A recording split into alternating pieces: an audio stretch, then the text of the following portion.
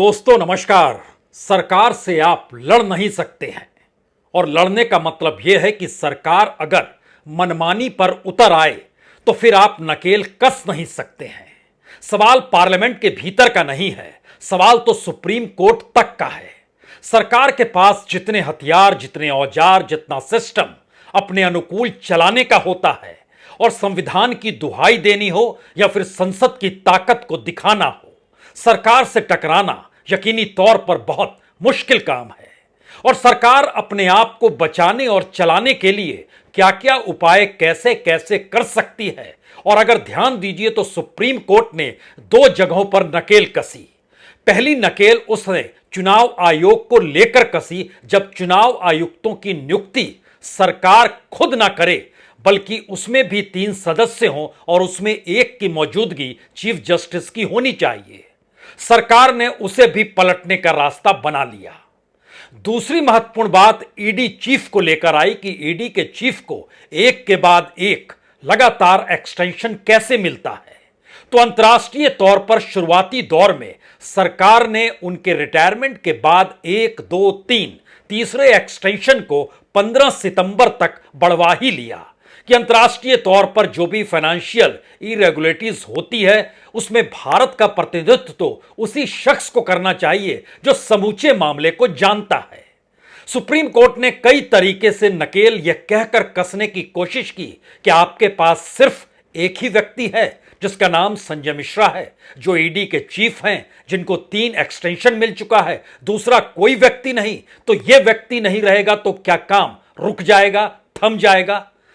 सरकार ने खामोशी बरती, लेकिन उसके बाद अब यह जानकारी आ रही है कि सरकार एक ऐसी तैयारी में है जिसके बाद संजय मिश्रा 15 तारीख को ईडी के डायरेक्टर का पद छोड़ने के बाद भी ईडी नहीं बल्कि उसके ऊपर सुपर कॉप के तौर पर बने रह सकते हैं।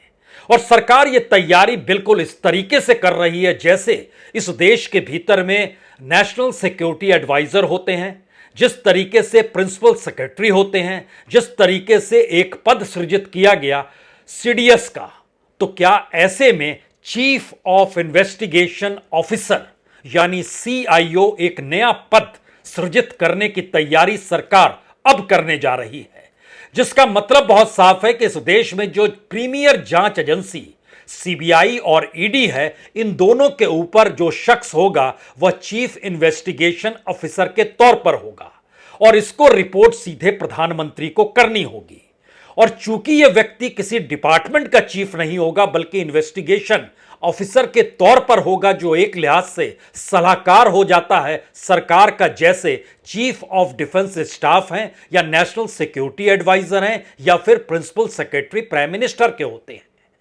इनकी जिम्मेदारी संसद को लेकर कुछ नहीं होती है, यानी संसद के भीतर जाकर इन्हें जवाब देने की जरूरत होती नहीं है। और ध्यान दीजिए, एनएसए का पद अटल बिहारी वाजपेयी के दौर में बना, प्रिंसिपल सेक्रेटरी का पद इंदिरा गांधी के दौर में बना, लेकिन सीडीएस का पद यानी चीफ ऑफ डिफेंस स्टाफ का पद प्रधानमंत्री मोदी के काल में बना, जब पहली बार विपिन रावत उन्हें बनाया गया और उसके बाद उनकी मृत्यु जो आकस्मिक तौर पर हो गई, उसके बाद चौहान आ गए। लेकिन यहां पर सवाल पहली बार उस सीबीआई और ईडी का है जिसका पूरा कार्य राजनीतिक तौर पर प्रभावित माना जा रहा है, और यह भी कहा जा रहा है सरकार खुले तौर पर इनका राजनीतिक हथियार के तौर पर प्रयोग करती है। और अब यह बात चुनाव तक के भीतर घुस चुकी है, तो क्या ऐसे में संजय मिश्रा ने 2018 के बाद से जिस रफ्तार के साथ ईडी को काम पर लगाया और इस देश के तमाम पॉलिटिशियन को कटघरे में एक के बाद एक खड़ा करना शुरू किया, अब उनके पीछे हटने का मतलब या उनके ना होने का मतलब है कि किसी नए अधिकारी को इस रूप में दोबारा से सरकार ऐसे वक्त में समझा पाए जब 2024 की दिशा में कदम बढ़ चुके हैं, यानी चुनाव की दिशा में देश जा चुका है। तो क्यों नहीं 15 सितंबर को, इससे पहले वो पद छोड़े, उससे पहले एक नया पद चीफ इन्वेस्टिगेशन ऑफिसर का बना दिया जाए। इसकी तैयारी का मद्देनजर बहुत साफ तौर पर है। जब हम आज आपसे बात कर रहे हैं तो यह भी समझिए, छत्तीसगढ़ के भीतर भी तो 3 महीने के भीतर चुनाव होने हैं। उस चुनाव के मद्देनजर इस वक्त ईडी के छापे छत्तीसगढ़ में पड़ रहे हैं और दूसरे किसी पर नहीं बल्कि वहां के मुख्यमंत्री बघेल के तीनों ओएसडी जो हैं उन पर ये छापे पड़ रहे हैं। तो ऐसे में जो ऐसे पद नए सिस्टम के तहत क्रिएट किए जाएंगे तो क्या आने वाले वक्त में किसी नए अधिकारी को नए तरीके से डेवलप किया जाए उससे पहले ही जो 2018 से ईडी जिस रूप में काम कर रही थी उसी के उस अधिकारी के हाथों में समूचे इन्वेस्टिगेशन को दे दिया जाए और उस दायरे में अब सीबीआई भी आकर खड़ी हो जाए। क्या ऐसी स्थिति इस देश के भीतर में पहले कभी थी या नहीं थी? इन सवालों पर गौर करने से पहले जरा उस फैक्ट फाइल को आज परख लीजिए जो इस देश के भीतर में इन्वेस्टिगेशन के नाम पर होता है या हो रहा है। हम ये सवाल इसलिए भी कर रहे हैं क्योंकि 3 दिन पहले का जिक्र हम आपसे करें तो सीबीआई ने क्लोजर रिपोर्ट फाइल की और वह क्लोजर रिपोर्ट थी 3 साल पहले उसने एक जांच शुरू की थी जिसमें आंध्र प्रदेश विद्युत निगम को जो कोयला आपूर्ति की जा रही थी उसमें अनियमितता बरती गई थी और वह आरोप किसी दूसरे पर नहीं अडानी के इंटरप्राइजेस पर था, यानी उनकी कंपनी में था। लेकिन 3 साल के भीतर ही क्लोजर रिपोर्ट दाखिल कर दी गई। अब यहां पर सवाल है कि सीबीआई की यह रफ्तार बाकी मामलों में क्यों दिखाई नहीं देती है और बाकी उन पॉलिटिशियंस को लेकर या सत्ता के करीबियों को लेकर क्यों सीबीआई एग्रेसिव हो जाती है जो मौजूदा वक्त में केंद्र की सत्ता के खिलाफ की राजनीति कर रहे हैं। और ईडी की कमोवेश यही स्थिति बीते दिनों से रही है क्योंकि जिस समय संजय मिश्रा ईडी के चीफ बनते हैं 2018 से 2022 तक, अगर इन 4 वर्षों को ही परखिए तो जो रफ्तार थी केसेस की उसमें इजाफा 500% का होता है। 500% की रफ्तार से ज्यादा केसेस ईडी इस दौर में देखने समझने लगती है और इस दौर में लगभग 2555 केसेस को ईडी ने संभालना शुरू किया। उसमें बड़ी तादाद में राजनीतिक तौर पर नेताओं का नाम, अलग अलग पॉलिटिशियन जो सत्ता में हैं उनका नाम, उनके साथ खड़े हुए बिजनेसमैन और जो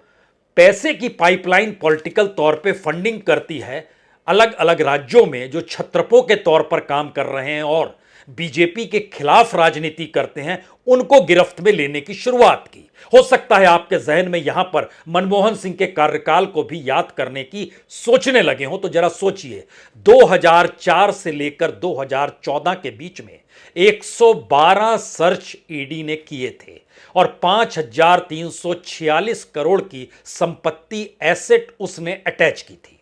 लेकिन 2014 के बाद की रफ्तार लगभग 2555% तेजी से होती है और जो कुल मामले इस दौर में निकल कर आते हैं 112 10 साल में मनमोहन सिंह के, लेकिन यहां पर 2022 का मतलब है 8 साल के भीतर में 2974 मामले, 95,432 करोड़ की संपत्ति अटैच भी की गई। लेकिन अगला सवाल यह है कि इसके दायरे में कौन आया और इतनी रफ्तार क्यों बढ़ती चली गई और इतनी रफ्तार अगर ईडी की बढ़ रही है तो ऐसे में एक ही व्यक्ति के जरिए कौन सा काम होगा सरकार का या सरकार क्या करना चाहती है जब छत्तीसगढ़ के मुख्यमंत्री हेमंत सोरेन को अगले हफ्ते ईडी पूछताछ के लिए बुलाने वाली है। बघेल के खिलाफ ईडी ने अपने तौर पर फाइल तैयार रखी है जिसमें कोयला यानी माइंस का घोटाला है और दूसरी तरफ शराब नीति में 2000 करोड़ के घपले घोटाले का जिक्र है। यही स्थिति पश्चिम बंगाल के मुख्यमंत्री के भतीजे अभिषेक बनर्जी को लेकर है जहां पर नगर निगम का मसला हो और उसके जरिए भर्ती घोटाला हो रहा हो और कोयले घोटाले और माइनिंग का जिक्र है वह भी उस कटघरे में लाकर खड़े कर दिए गए हैं। पश्चिम बंगाल की राजनीति को साधने वाली ममता बनर्जी, झारखंड की राजनीति को साधने वाले हेमंत सोरेन, बिहार की राजनीति को साधने वाले तेजस्वी यादव, महाराष्ट्र की राजनीति को साधने वाले शरद पवार या उद्धव ठाकरे, तमिलनाडु की राजनीति को साधने वाले स्टालिन, अलग अलग राज्यों की परिस्थितियों को जहां परखना आप शुरू कीजिएगा तो एक नजर आपको इस पर चल ही जाएगी कि यह पॉलिटिशियन पर नकेल अगर ईडी ने कस रखी है और ईडी के जिस अधिकारी के काल में ये राजनीतिक कार्रवाइयां इतनी तेजी से हुई कि पार्लियामेंट से लेकर सुप्रीम कोर्ट के भीतर भी यह मामला आकर खड़ा हो गया, तो उस अधिकारी के उस पद से हटने के बाद क्या यह सरकार के लिए मुश्किल परिस्थिति तो नहीं आ जाएगी? और यही स्थिति क्या सीबीआई और ईडी के भीतर पड़ी फाइलों को लेकर सरकार के भीतर घबराहट तो नहीं है? क्योंकि अलग से सीबीआई को संभालना, अलग से ईडी को संभालना, उससे अच्छा है कि दोनों को एक ऐसे ओहदे के नीचे ले आना जिस ओहदे पर वो शख्स बैठा हो जिसने इस दौर में राजनीतिक चूल्हे इस देश की जांच एजेंसी के नाम पर और करप्शन के आधार पर मनी लॉन्ड्रिंग के जरिए हिलाकर रख दी। और ये तर्क सरकार के थोड़े से कमजोर इसलिए लगते हैं, या कहें बहुत कमजोर इसलिए भी लगते हैं, क्योंकि सरकार की तरफ से जो तर्क सुप्रीम कोर्ट में उनके थर्ड एक्सटेंशन को लेकर दिया गया, उसमें जिस अंतर्राष्ट्रीय बैठक का जिक्र किया गया, उस बैठक के 24 अलग अलग पॉइंट्स हैं, लेकिन उसमें सिर्फ एक ही पॉइंट ऐसा है जिसको ईडी देखती है, जो मनी लॉन्ड्रिंग का है या फाइनेंशियल इरेगुलरिटीज के तहत आता है। इसके अलावे जो 22-23 पॉइंट हैं वो दूसरे डिपार्टमेंट देखते हैं, और इस देश के भीतर में लगभग 1 दर्जन से ज़्यादा डिपार्टमेंट हैं जिनकी निगाहें और जिनके जांच के तौर तरीके इस दौर में फाइनेंशियल इरेगुलरिटीज या मनी लॉन्ड्रिंग, फेमा, जिसको भी लेकर कहिए, इसको लेकर वो काम करती है। लेकिन इस दौर में एक व्यक्ति चाहिए, और उस व्यक्ति के जाने का मतलब है कि वह पूरा सिस्टम धड़धड़ाकर गिर जाए, या 2024 के चुनाव के बाद की परिस्थिति अगर प्रतिकूल हो गई तो दूसरी राजनीतिक सत्ता जिन तरीके से इन दोनों डिपार्टमेंट के भीतर फाइलों को उठाएगी, तो उन फाइलों को ठिकाने लगाने के लिए एक ऐसा व्यक्ति ऊपर रहना चाहिए जो प्रधानमंत्री को रिपोर्ट करे, जिसकी जिम्मेदारी पार्लियामेंट को लेकर ना हो। यानी दूसरे पॉलिटिशियन उस रूप में आवाज भी उठाएं तो सीबीआई के डिपार्टमेंट हेड को यानी डायरेक्टर को लेकर पद उठाएं, ईडी के चीफ को लेकर पद उठाएं, क्योंकि यह पद तो प्रधानमंत्री को रिपोर्ट करता है और यह पद तो एक लिहाज से एडवाइजर है। तो इस पर क्यों आरोप लगाया जाए या इनको आरोप के दायरे में क्यों खड़ा किया जाए? यह एकदम नई परिस्थिति इसलिए महत्वपूर्ण अब लगती है क्योंकि इसके दायरे में अब सीबीआई भी आ रही है। और सीबीआई के आने का मतलब क्या है? ये पिछले दिनों ही जब सीवीसी ने अपनी एनुअल रिपोर्ट दी तो उसमें एक बात निकल कर आई कि इस देश के भीतर में कितने मामले हैं जो राजनीतिक तौर पर जिसको सीबीआई देख रही है, कितने मामले उसका एनालिसिस कीजिएगा तो निकलते हैं कि वो सीबीआई के बाद ईडी के पास शिफ्ट कर दिए गए और ईडी इस दौर में सक्रिय हो गई। और जितने केसेस पेंडिंग पड़े हैं और सीबीआई ने जांच पूरी कर ली है, कितने कोर्ट में पड़े हैं, वो कितने कितने बरसों से पड़े हैं। जब हम अडानी इंटरप्राइजेस का कोयला घोटाले में बंद हुई फाइल जो सीबीआई ने की है और 3 बरस के भीतर की है और इस तेजी से काम किया है, और पॉलिटिकल तौर पर अडानी को प्राइम मिनिस्टर मोदी के कितना करीब माना जाता है, ये पार्लियामेंट में दिए हुए राहुल गांधी के भाषण से भी समझ सकते हैं, और राष्ट्रीय तौर पर भी जो अलग अलग रिपोर्ट्स और डॉक्यूमेंट निकल कर आते हैं उससे भी समझा जा सकता है। लेकिन जरा समझिए, 20 साल से ज्यादा वक्त हो चला है और 313 मामले सीबीआई के पास पड़े हुए हैं जो पेंडिंग के तौर पर हैं। जो 10 साल से ज्यादा हैं उनकी तादाद 2039 मामले हैं। यानी इतने लंबे समय से पेंडिंग चले आ रहे हैं। सीबीआई के पास 692 केस पेंडिंग हैं और उसमें से 42 केस तो ऐसे हैं जिनकी जांच भी शुरू नहीं हुई है, जबकि किसी भी हाल में साल भर के भीतर जांच पूरी करनी चाहिए। और वो अडानी कांड में हुआ, उसमें 3 साल के भीतर देखिए क्लोजिंग रिपोर्ट दे दी गई। दरअसल सीवीसी की यह एनुअल रिपोर्ट बतलाती है कि 2022 में यानी बीते बरस ही 946 केस दर्ज किए गए, 892 रेगुलर केस थे, 117 पेंडिंग केस थे, और 107 जो थे वे संवैधानिक आदेश अदालतों के जरिए दिए गए थे, और 30 जो थे राज्य सरकारों ने सौंपा। अब यहां पर अगला सवाल किसी के जहन में भी आएगा कि जब इतने तरीके से 20 साल, 10 साल, 5 साल इतनी पेंडिंग केसेस चल रहे हैं और 2022 में ही जो 905 मामलों की जांच पूरी की गई उसमें 819 मामले रेगुलर हैं और प्राइमरी इंक्वायरी के 89 मामले थे, तब अगला सवाल यह आएगा कि क्या वाकई सीबीआई जब इतने तरीके से मामलों को देखती है तो पॉलिटिकल तौर पर जो उसके पास लगभग 129 पॉलिटिशियंस के नाम हैं और उनके केसेस लंबे वक्त से चले आ रहे हैं, कोई 3 साल है, कोई 5 साल है, कोई 7 साल है, कोई 10 साल है,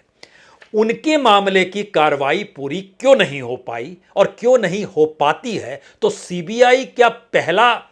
हथियार था और ईडी उससे आगे निकलकर एक दूसरे हथियार के तौर पर इस वक्त सरकार के साथ आकर खड़ा हो गया है? क्योंकि खुद सीबीआई के भीतर की एक रिपोर्ट बताती है कि उसमें पदों की संख्या तो पूरी भरी नहीं गई। 7,295 पद हैं, जिसमें से 1,695 पद खाली पड़े हैं। लेकिन दूसरा यह है कि सीबीआई के अधिकारियों पर भी केसेस चल रहे हैं और वो तकरीबन 71 केस चल रहे हैं। लेकिन जब करप्शन का मामला आता है तो सीबीआई के पास 1,15,000 शिकायतें पड़ी हुई हैं। और आपको जानकर हैरत होगी, जो करप्शन की शिकायतें सीबीआई तक पहुंची है उसमें सबसे ज्यादा मामले इस देश के गृह मंत्रालय से जुड़े कर्मचारी अधिकारियों से जुड़े हुए हैं और कुल शिकायतें उनसे जुड़ी हुई है 46,000। ये सीवीसी की एनुअल रिपोर्ट कह रही है, यानी सरकार की आंखों के नीचे की सारी जमीन आपके सामने खड़ी है। तो क्या ऐसे में जो जांच सरकार को जिस दिशा में करप्शन मुक्त भारत को लेकर करनी चाहिए थी, उसमें करप्शन भी सेलेक्टिव के तौर पर हो गया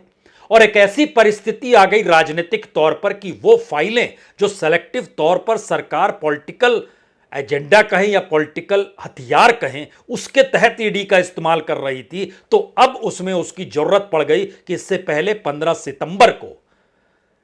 ED chief Sanjay Kumar Mishra retire हो, उससे पहले एक पद चीफ इन्वेस्टिगेशन ऑफिसर का इस देश के भीतर बना दिया जाए, जिससे वो अनंत काल तक के लिए उस पद पर बने रहें और जब तक मौजूदा मोदी सत्ता है तब तक उनकी मौजूदगी भी उस पद को लेकर बनी रहे। पहला मैसेज तो यही निकलता है कि आपकी जिम्मेदारी नहीं कुछ, लेकिन आपके पास सारे पावर और आप चूंकि प्राइम मिनिस्टर को रिपोर्ट कर रहे हैं तो इन जनरल ही सारे नौकरशाह जो सरकारी कर्मचारी होते हैं वह देखकर थरथर कांपने लगेंगे कि अच्छा, एक ऐसा शख्स जिसको रिपोर्ट प्राइम मिनिस्टर को करनी है वो हमारा चीफ हो गया है, तो फिर हम उसकी बात को क्यों नहीं माने। यही परिस्थिति इस देश के भीतर में ध्यान दीजिए तो नेशनल सिक्योरिटी एडवाइजर की है। नेशनल सिक्योरिटी एडवाइजर के पावर की स्थिति इससे बात से समझी जा सकती है कि जब सीबीआई हेडक्वार्टर में आधी रात को रेड पड़ी और उस वक्त के सीबीआई डायरेक्टर आलोक वर्मा थे और स्पेशल डायरेक्टर आस्थाना थे, तो जिस रेड और जिस कार्रवाई और जिस ऑपरेशन को अंजाम दिया गया उसको लीड एनएसए कर रहे थे। तो कौन सवाल खड़ा करेगा एनएसए को लेकर? कोई नहीं खड़े करेगा। इस देश की नौकरशाही के भीतर कोई नौकरशाह कोई सवाल खड़े और मामला सीवीसी तक पहुंचे उससे पहले प्रिंसिपल एडवाइजर जो सीनियर मोस्ट आईएएस होते हैं, रिटायरमेंट के बाद वो अगर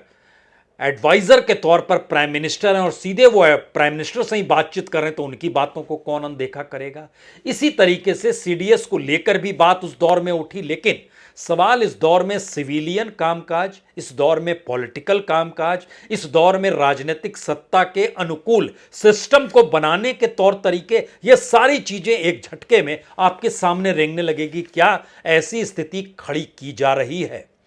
क्योंकि बार बार सुप्रीम कोर्ट ने इस बात का जिक्र किया था कि जब तक पब्लिक और नेशनल इंटरेस्ट ना हो तब तक अधिकारी को एक्सटेंशन नहीं दिया जाना चाहिए, और पब्लिक और नेशनल इंटरेस्ट को दिखाने के तरीके अगर सरकार अपने तौर पर बताने लगे तो सुप्रीम कोर्ट भी क्या करेगा। तो सुप्रीम कोर्ट ने, ध्यान दीजिए, जो नब्ज पकड़ी थी इस देश के उस स्वायत्त संस्थानों की पकड़ी, उस कॉन्स्टिट्यूशनल बॉडी और उस कॉन्स्टिट्यूशनल पद की पकड़ी जिसको कि सरकार के अधीन काम करना तो ठीक है, लेकिन सरकार ही उसकी नियुक्ति कर रही है, तो वो व्यक्ति कॉन्स्टिट्यूशनल एस्पेक्ट में सरकार से क्वेश्चन कैसे कर सकता है। यही सवाल इलेक्शन कमिश्नर को लेकर उठा था और यही सवाल ईडी चीफ को लेकर उठा। लेकिन दोनों की नियुक्ति अगर प्राइम मिनिस्टर ऑफिस से हो रही है, जो हो ही रही है, तो वो अधिकारी जिसको प्राइम मिनिस्टर ऑफिस नियुक्त करेगा और प्राइम मिनिस्टर के मोहर के बगैर उनकी नियुक्ति होगी नहीं, तो फिर वो शख्स इस देश के भीतर में जो चेक एंड बैलेंस कॉन्स्टिट्यूशन के तहत है कि एक तरीके से कोई तानाशाह ना हो जाए, कोई ऑटोक्रेसी इस देश में ना रेंगने लगे, उस पर नकेल लगाने के लिए एक ऐसा सिस्टम कॉन्स्टिट्यूशन में क्रिएट किया गया। तो क्या सरकार कभी कॉन्स्टिट्यूशन के कमजोर नब्ज को अपने अनुकूल कर लेती है, या संसद के भीतर अपनी ताकत का एहसास मौजूदा सिस्टम को अपने अनुकूल करने में लगा देती है? क्या ऐसी स्थिति है? क्योंकि जब आप इसको परखना शुरू करते हैं तो हमें लगता है, याद कीजिए जिन बात का हम जिक्र कर रहे हैं, अटल बिहारी वाजपेयी के दौर में एनएसए ब्रजेश मिश्रा थे। जब मनमोहन सिंह प्रधानमंत्री बने तो उन्होंने एनएसए के ऑफिस को खत्म किया, 2 पोस्ट क्रिएट कर दिए। एक विदेश का मामला देखने के लिए फॉरेन सेक्रेटरी जेएन दीक्षित थे, दूसरा इंटरनल हेड करने के लिए उस दौर के आईबी, फॉर्मर आईबी जो थे वो एमके नारायणन थे, वो आ गए। लेकिन जेएन दीक्षित की मृत्यु के बाद एमके नारायणन को एनएसए बनाया गया और उसके बाद शिवशंकर मेनन 2010 में आ गए। 2014 के बाद से डोभाल साहब हैं। और इसी तरीके से अगर याद कीजिएगा तो इंदिरा गांधी ने जो अपने प्रिंसिपल सेक्रेटरी के तौर पर पद को सृजित किया, वह पद कितना पावरफुल मौजूदा वक्त में होता चला गया, इसका एहसास मौजूदा वक्त में प्रिंसिपल सेक्रेटरी की नौकरशाही पर किस रूप में नकेल होती है, इससे भी समझा जा सकता है। तो दोबारा आखिर में लौटिए उसी ईडी पर जिस ईडी ने इस दौर में राजनीतिक तौर पर बवाल समूचे देश में खड़ा किया हुआ है। जो मनी लॉन्ड्रिंग का मामला है, बीते 3 बरस में, बीते 3 साल में 3110 केसेस दर्ज किए गए। 20-21 में 981, 21-22 में 1180 और 22-23 में 949। इसके ठीक समानांतर ईडी ने फेमा के तहत भी जो केसेस दर्ज किए वह तो तमाम रिकॉर्ड पार कर गया और वो 12,233 का है 3 बरस में। यह डाटा बतलाता है, जो कि पार्लियामेंट के भीतर रखा गया, यह डाटा बहुत साफ तौर पर बतलाता है कि किसी भी जांच एजेंसी के सक्रिय होने का मतलब इस देश के भीतर में करप्शन पर नकेल कसना है। लेकिन इसका दूसरा मैसेज यह बतलाता है कि उसमें अगर सरकार सेलेक्टिव हो जाए या संस्थान सेलेक्टिव हो जाए और राजनीतिक तौर पर सरकार को यह लगता है कि पूरा सिस्टम ही करप्ट है, तो पूरे सिस्टम और पॉलिटिकल सिस्टम को जिन्होंने इससे पहले संभाला है उन पर नकेल कसना कोई बहुत महत्वपूर्ण बात नहीं है। उनके खिलाफ फाइल तैयार करना कोई बहुत मुश्किल काम नहीं है, क्योंकि समूचा भारत का सिस्टम ही पॉलिटिकल एस्पेक्ट में चलता है और राजनीति करप्ट होती है तभी इस सिस्टम के भीतर करप्शन पनपना शुरू होता है। और यह लगातार उस कालखंड में हर पॉलिटिकल प्रोसेस में आप देखते चले जाइए। लेकिन पहली बार मोदी सरकार के दौर में जो करप्शन पर नकेल कसना था वो इतना सेलेक्टिव हो गया कि कल तक जिस पर नकेल कस रहे थे वो जैसे ही बीजेपी में शामिल होता है या बीजेपी की राजनीतिक महत्वाकांक्षा को पूरा करता है, वैसे ही वो डिपार्टमेंट उसकी फाइल ठंडे बस्ते में डाल देता है। और एक ही नाम इस दौर में लिया जा सकता है, अजीत पवार का, महाराष्ट्र की राजनीति का और राजनीति के भीतर समाये हुए उन तमाम पॉलिटिशियन का जिनके खिलाफ ईडी में फाइल तैयार है। लेकिन जब से वो बीजेपी के साथ खड़े हुए वैसे ही उसकी फाइल को बंद ताले में रख दिया गया। यह परिस्थिति बतलाती है कि सिस्टम को अपने अनुकूल चलाना और सिस्टम को अनुकूल चलाने के लिए कॉन्स्टिट्यूशनल और लीगल एस्पेक्ट में पदों को क्रिएट करना, उन पदों पर जिन व्यक्ति को बैठाया जाए उसकी जिम्मेदारी और एडवाइजरी सिर्फ प्राइम मिनिस्टर को लेकर हो, इस देश के बाकी सिस्टम से वह अलग हो। यह एक नया ढांचा इस देश के भीतर में अब सीबीआई और ईडी को लेकर खड़ा हो चला है, जहां चीफ इन्वेस्टिगेशन ऑफिसर के तौर पर ईडी के वही चीफ नियुक्त होंगे जिस चीफ को लेकर देश में राजनीतिक हंगामा मचा, सुप्रीम कोर्ट में मामला गया, सुप्रीम कोर्ट ने नकेल कसी और नकेल कसने के बाद सरकार ने नया उपाय निकाल लिया या निकालने की दिशा में बढ़ गई।